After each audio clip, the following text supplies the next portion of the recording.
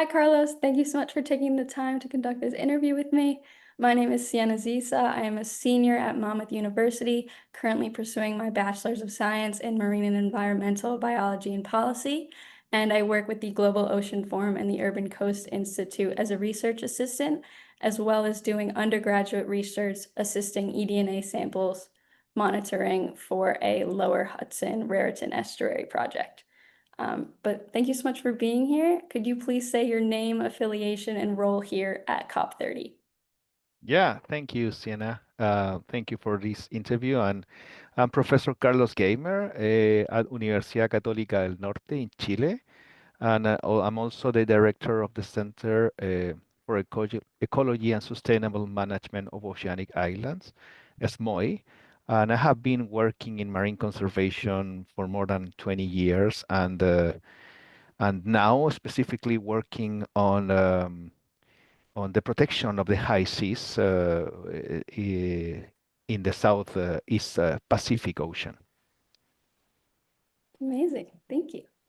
So one of the very important things is that marine ecosystems are more resilient to climate change when you reduce the risk of any other threat like overfishing, like pollution and invasive species, etc. So one of the things is that by promoting nature-based solution in order to reduce biodiversity threats, we are gonna try to get a marine ecosystem that should be healthier and more resilient to any kind of impact created by climate change. Yeah, definitely. I think that is one of the best ways that we can start to try to fix these issues is involving these nature-based solutions because they make sense in the global scope of what is going on. What would you Actually, that's why marine protected areas actually are considered one Yeah, of the most important nature-based solutions. definitely. No human interaction involved, and they'll be able to bounce back. But Or very well regulated or mhm. reduce. That would Yeah, be the other possibility. But because not in all the cases we're gonna have the chance of having like fully no-take marine protected areas, but we can really reduce some of these threats in order to get healthier ecosystems. yeah, that's amazing. How are you going to ensure that your efforts to incorporate ocean-based solutions will include Indigenous peoples and local communities? And what would you say is needed to ensure that benefits from these ocean climate solutions are equitably distributed? One very interesting thing that we have been doing from the ESMOI Center is that we have been working with the indigenous communities and with local people in a transdisciplinary approach. So we normally don't arrive to a place to do science by ourselves, but we are working together with the communities in order to, first of all, detect the problems or the scientific questions that are normally generating from the community. So it's a bottom-up process actually. And so we are providing, scientific tools, but we are working with the communities in order to tackle the different scientific problems. We are developing the research with them. We are analyzing all the results with them, and also we are publishing and also disseminating the information, to different Mhm. kind of products, like outreach products, with with the community. So we are normally, I think that's the only way, it's just when you are really involved with the communities, with indigenous communities or local communities, in order to create all this process of participation across the whole process of scientific production. Yeah, that's so amazing because they've been there, so they know what's going on and hearing their Yeah, perspectives. I Is mean, cool. I mean, they're the best one. The real scientists are them actually. And one of the things that we really need is to incorporate, these tools that we're trained for with the traditional ecological knowledge, for instance. And this is a kind of perfect match in order to understand, how the different processes are affecting marine ecosystem, how the different threats are affecting them, and how you can really cross with modern tools, all these questions in order to get the best answers to these scientific problems. Yes, combining their knowledge with our scientific tools is definitely an amazing combination, I believe. And I do think that they should always have the chance to be involved in things like this because it is their livelihoods that are at stake when we talk about these issues that are happening. So I think that's And really. maybe the other thing I would like to add there is that normally, as a Western view, we normally are very used to separate, natural heritage from cultural heritage. And something that we have learned from working with indigenous communities, especially with people from the Chilean Polynesia, actually, from Rapa Nui, for instance, and also from the community from Juan Fernandez archipelago, is that um, natural and cultural heritage are just one single thing. So it's impossible, in from their perspective, to separate both. And I think that's the right way of approaching these kind of problems, because you are really not protecting marine ecosystems or coral reefs or whatever you are protecting, but you are protecting a way of being, a way of living with all the resources, these marine ecosystems, and that's something. It's a learning process for us as scientists. That's the I would say the only way of working or approaching to these kind of problems.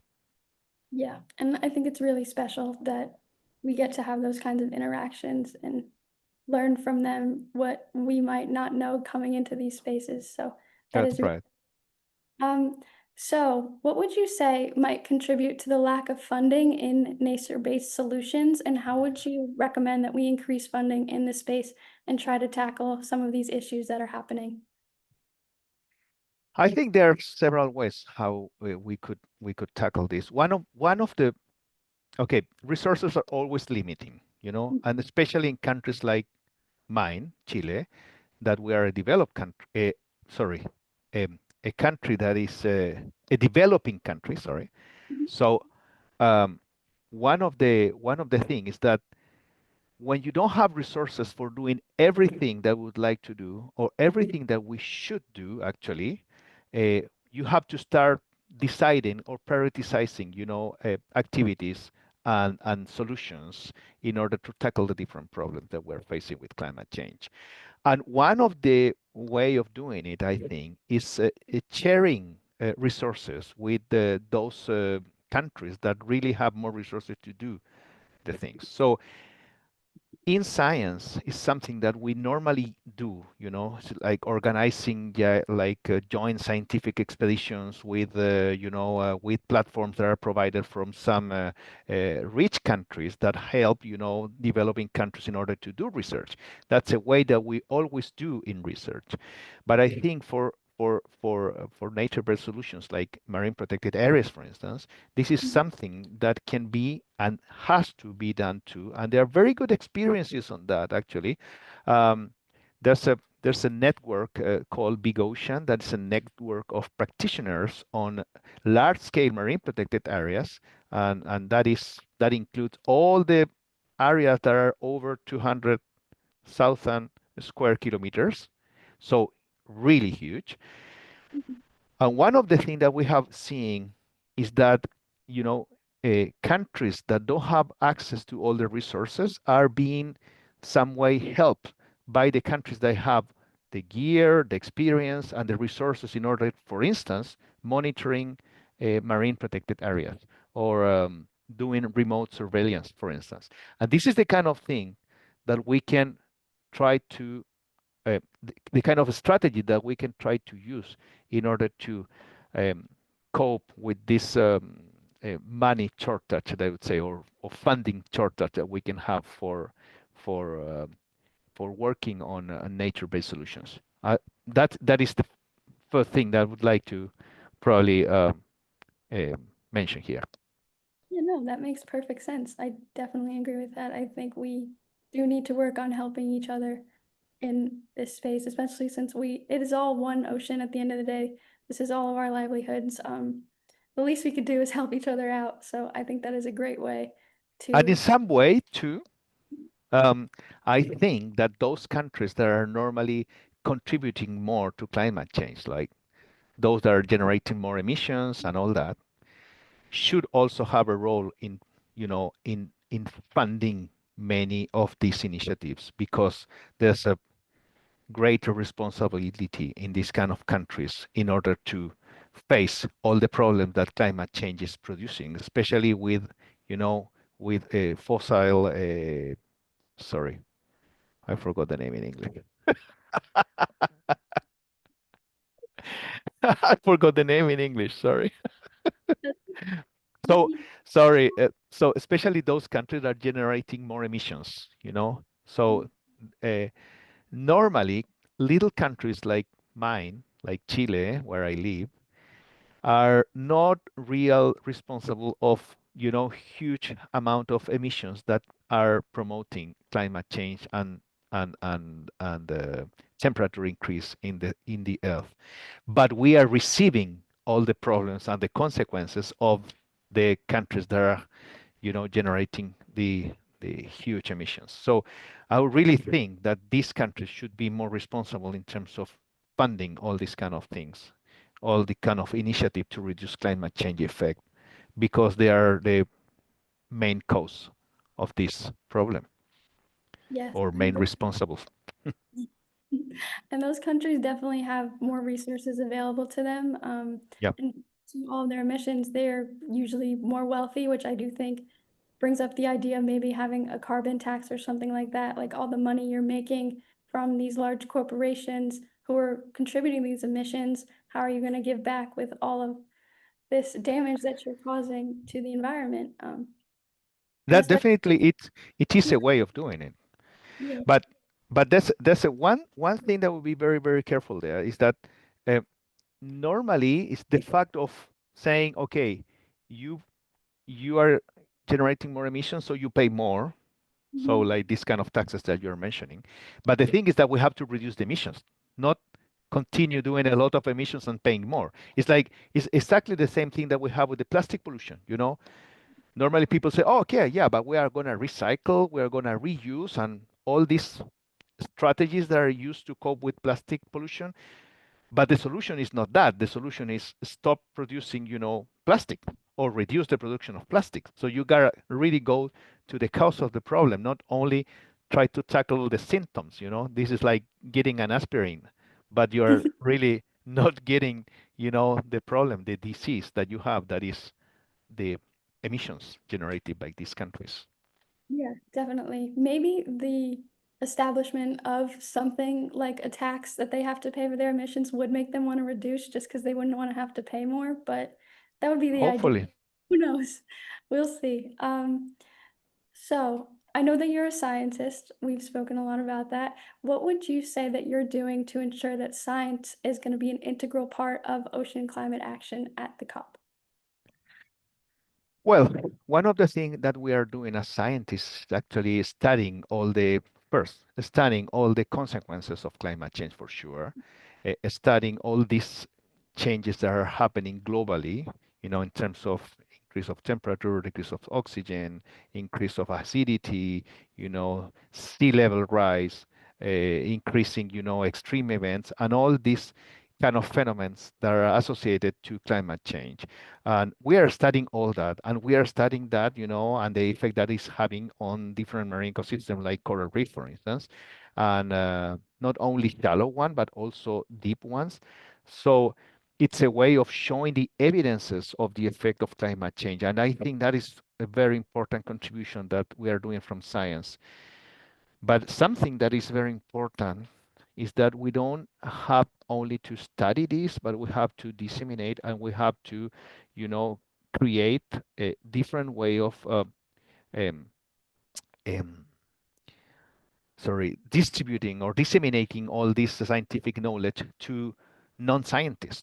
That is Definitely. very important, because we can publish many scientific papers and only scientists are going to read this paper. What we need to create, I don't know, films, books, or any kind of strategies.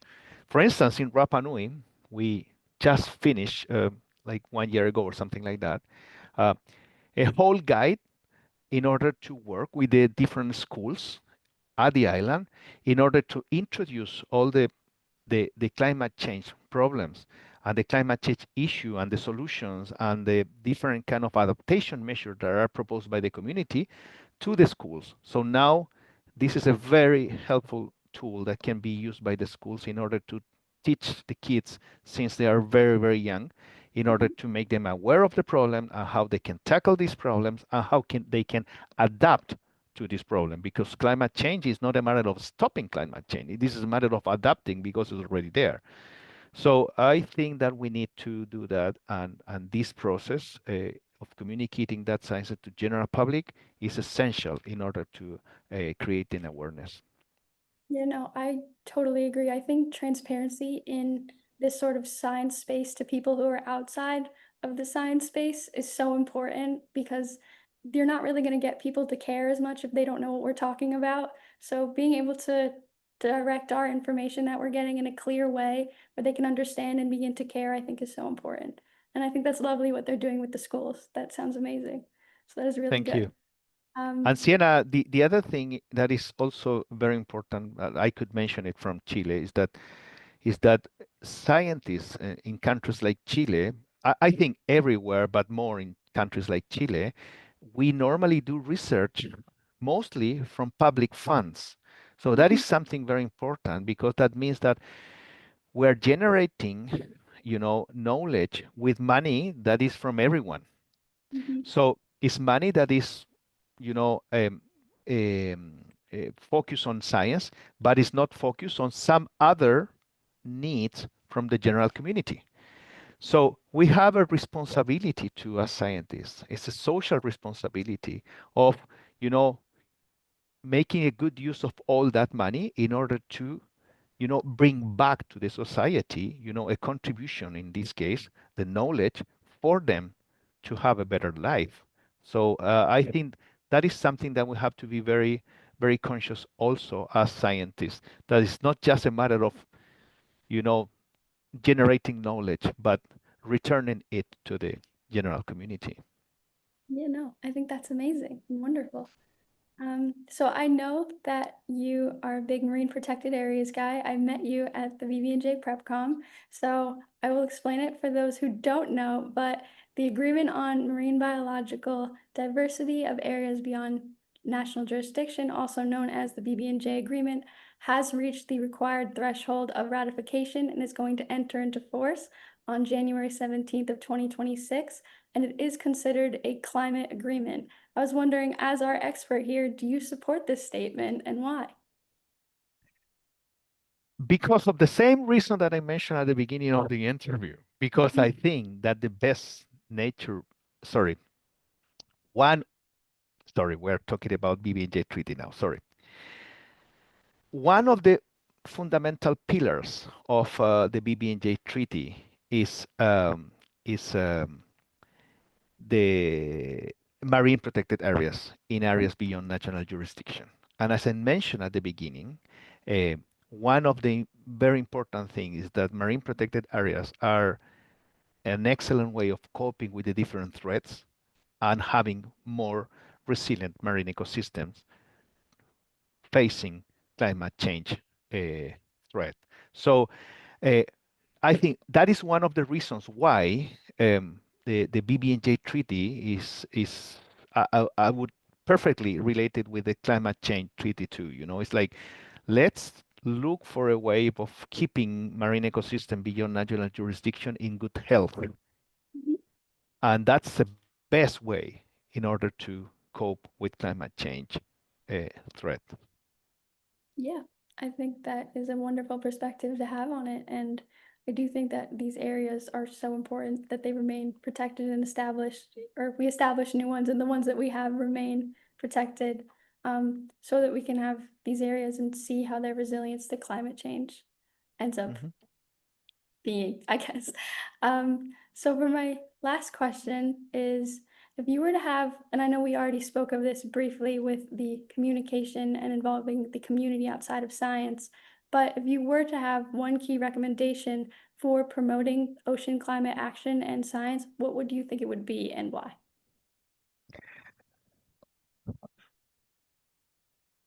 The first, reduce the emissions is the most evident thing for sure. We are not gonna, solve the climate change issue if we don't really reduce the emissions. The temperature continues increasing. All the models that we're, just running are showing exactly the same thing. So the scenario is not optimistic. is really pessimistic. And we had a very brief, I would say, pause during the pandemics. So the Earth was really like, wow, healing from some way for 1 year or 2 years. Now we went back even worse than before. So, Mhm. we are completely out of control. We cannot continue this pace, any longer, because this is going to be the end of our, way of living on Earth. And one of the things that is that all the life that we are used to have on land depends on what we are doing to the ocean. And this is something that we have to really be very, very careful. We have to take care of the ocean. We have to protect the ocean. And this is going to be the only way, really, of coping with climate change. This is not possible only by doing things on land. It's going to Mhm. be over. And if you consider now, going back to BBNJ, that um,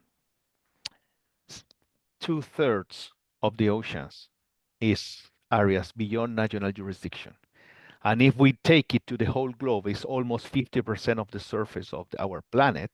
That means that we have to really care of that big, source of life in order to support human life on Earth. Yeah, definitely. That's a lot of ground that needs to be covered and taken care of and made sure that we're putting our very best into it. And I do think that we are going at way too fast of a rate as far as everything that we've been doing, especially post pandemic. We've been going a little too fast, and I think we need to slow down. And it was definitely insane to see the bounce back that the Earth had just from the lack of production and the lack of people everywhere. And it really does show that if we were to just take it down a notch, the Earth will be resilient, and we need to I trust mean, that. that's amazing. We were studying that here, but many scientists went to study that everywhere, in marine and terrestrial ecosystem, and to see, how the species that normally live there just, return to their territories. And they were using, the beaches, they were using, mountains, and they were approaching to the cities, and they were just, it was a real way of how we can really, you know, live together with the biodiversity.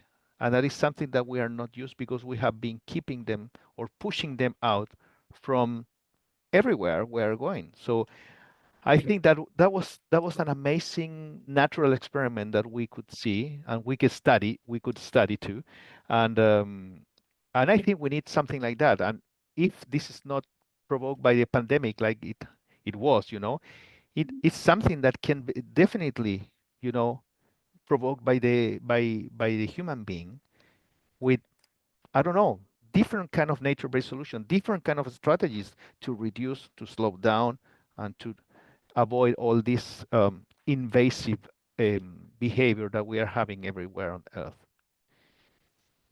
Yeah, definitely. I don't know how we're gonna pull that off, but yes, that would be amazing to see. I would love to be alive for when all of that happens, so hopefully soon. But I do want to say thank you so much for being here and speaking with me. I learned a lot. It was lovely to hear your perspective on these issues, and I hope you enjoy the COP. Do you have any questions for me or? So, what do you expect, Sienna, from the COP Oh, I as don't. as as a young professional?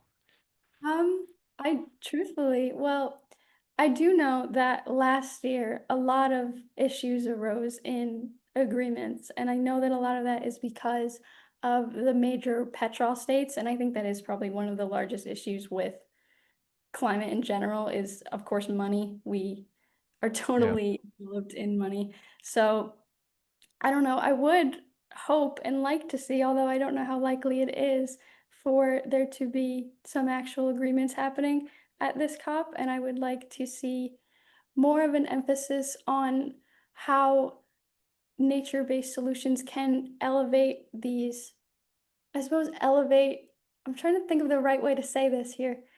How solutions such as these can also sort of benefit the petrol states in knowing that if they keep going at these rates, they're also going to eventually die out.